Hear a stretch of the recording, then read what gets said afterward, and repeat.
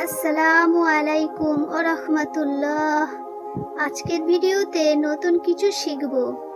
আমরা ছোটবেলা থেকেই A for apple, B for ball পড়ে এসেছি।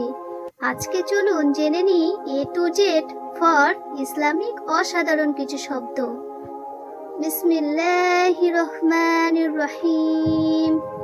এ ফর আল্লাহ, বি ফর বিসমিল্লাহ, সি ফর কালিমা, D for dua, E for iman, F for faroj, G for jihad, H for hajj, I for Islam, J for jannat, K for kiamat, L for la ilaha illallah, M for Muhammad sallallahu, N for nubuwat, O for oju,